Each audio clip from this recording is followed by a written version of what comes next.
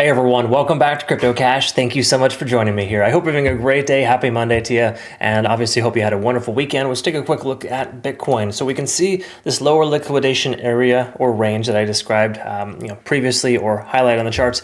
About half of that has been filled. A majority, if not all, of the CME gap has been filled, however, so that's a good sign, ultimately letting us know that the pullback or the recovery here, so to speak, has been satisfied. So let's take a look back in liquidation data and kind of see what's going on and kind of go from there. And obviously hit the like button if you wouldn't mind. Please help us grow the channel, keep things going here, keep the lights on, you could say, right? So let's take a look here at the back in liquidation ranges. So first of all, in the last 7 days, majority of all liquidation again to the downside has been swept. Once we hit that low 81K range, there hasn't been much else here really to speak about. There's a significant gap there.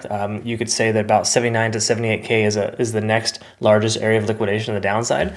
And if we look at the macro here, once more, majority of that has been satisfied, but 81,000 still has a chunk left, and subsequently the 79 to 78K range too.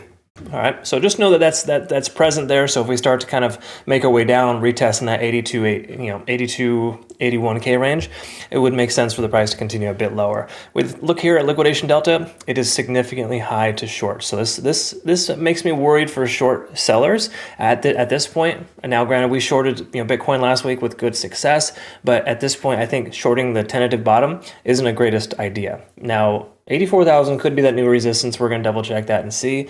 And obviously you don't want to take a long into this kind of liquidation delta. It's just not really advisable. However, market makers being market makers, they see a lot of opportunity here to destroy a ton of accounts. They're going to take it. So I wouldn't be surprised we see a strong wick up here to destroy any late shorts. We do have local open interest about 85,300. So 85.3 is that area in which we could see the price action turn around if we come up to that level. We come that far. So just know that that's kind of a thing, right? That's very relevant and important to note. Take a look at the daily time frame. We can recognize that we're well below all moving averages as per usual. When we come below here, it's usually not a good idea to take a long into that. Not to say you shouldn't take a long today, because there could still be some merit, but if we look at our open interest / points of control, 84,000 is that heavy area there. So with this descending type of trend, the fact that we're below all moving averages and below that point of control leads me to believe that this is the new top. 84,000 should be the new top based on that sentiment. However, obviously invalidations can occur at any point in time.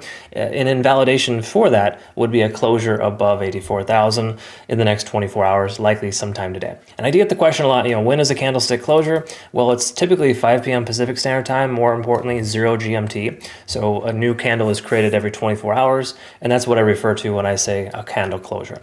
Having said that, MACD is trying to converge here, potential bounce at this level, and then also we are under 50 in the RSI, so we got a lot of conflicting info here, not necessarily the best conditions to try to open a trade. That's just the simple way to understand it. We take a look at the 4-hour time frame. Obviously, we see this strong recovery here. As per usual, market makers just smashing faces here.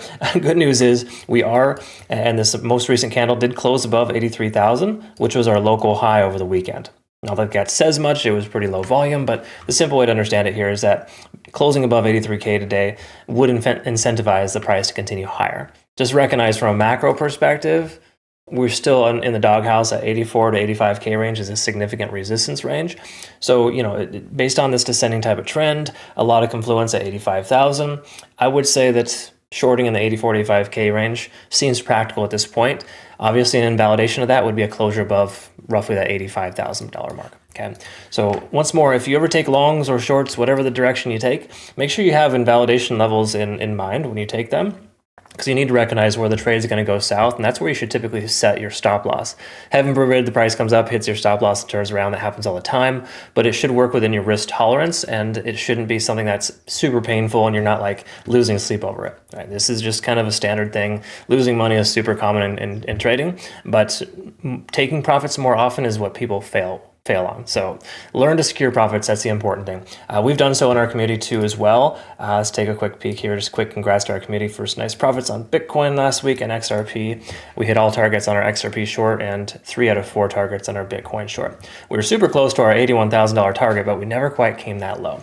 Either way you look at it, be sure to join us over on Twitter, Telegram, and Discord. I've got some really good fundamental and technical analysis here coming your way. Also note too, there is a pretty significant benefit right now with Bitunix. Make sure you use my link to register. These guys are phenomenal. No KYC or VPN required. If you're using my link to register in the past, this is an eligible benefit for you. Make sure you take advantage of that. I believe that's in the rewards center. Hope you all have a good rest of your day though. Thanks again so much for your time. We'll see you in the next one. Be safe out there.